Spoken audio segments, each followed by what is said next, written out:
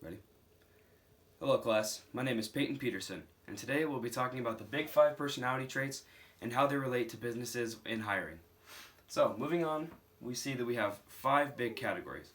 We start with openness, conscientiousness, extroversion, agreeableness, and neuroticism. The reason these are chosen is because they are big, broad categories that will have lots of different little things that you can put together into one big term. So starting off with the first big term, we have openness. Now these are the people that will be open to new ideas, they're ready for change, they'll embrace change, and they're ready for any kind of obstacle that might come their way. They'll be able to overcome anything that's thrown at them, and these are the people that will have new ideas, new innovations. They'll be the brainstormers of the company when it comes to new issues, and they'll be the people that will take a company or organization to the next level. Moving on to conscientiousness, these are the people who are worried about morality. These are the people that will do what's right when no one's watching. So you'll have someone either doing extra chores, you'll have someone who's doing more paperwork, anything that's not asked of them, they'll move on to do that to help the benefit the company. So these are the people that won't care as much about themselves, but will lift others above them. So we have the company and then them. They believe that others are more important to them, and that will be the most important, in my opinion, for the company, because the company will always come first, and that's what matters. Moving on to extroversion, something that I find myself to be. It is basically, as it is in the word, extroverts. These are the people that will love to go out, meet new people, make connections, network in the company, and these are the people that will always have a positive attitude and enjoy social interactions. Now, the reason they will perform better socially is because they enjoy these social interactions. For example, if you don't like a desk job because you're cooped up all day and inside of a desk, only typing away at people, and you're an extrovert, you won't be able to perform very well. And here we have a little clip art picture that shows them getting a meeting done with each other, and that's what helps a lot for extroverts. Speaking from experience, this helps a lot for someone like myself. Now, next, fourth of the positive traits, we have agreeableness.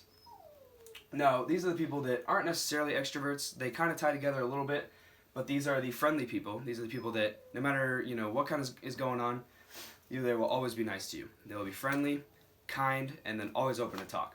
Another great thing we have here is the optimism in them. Now, optimism is seeing the glass as half full instead of half empty. I'd like to apologize for my dog, but anyways, what makes them good is the good mediators also. So these are the people that when you see two coworkers fighting or two people from outside the company fighting, they're the people that are able to step in and say, hey, listen, let's talk this out. When they talk it out, it's always good. And then lastly, we have something as simple as likable. Moving on to neuroticism. Now this is one of the big five that is not considered good, hence the scary guy in the picture. These are the people that are always anxious, always in a bad mood, and then they are the opposite of the people with high morale. These are the people that will put themselves above others in just about any scenario. Moving on to the hiring process. Now if you look, we have 20% of all hiring actually has to do with the big five personality traits. Now this could be for something as simple as placement in the company, so you know where to place them, whether it be behind a desk or in front of a conference room, or it could be just actual hiring of the employee. Now it seems like a good idea of taking a Myers-Briggs test sort of thing, but I find it to be very wrong.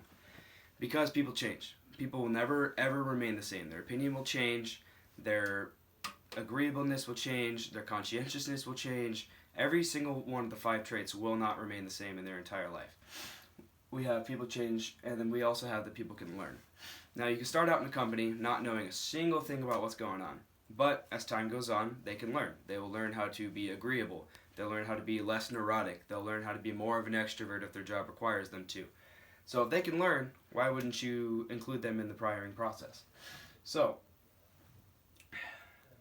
I want to thank everyone for coming out today, and I hope you will take this information as it comes. And remember, don't judge people by a Myers-Briggs test, but judge them by their actions. Thank you.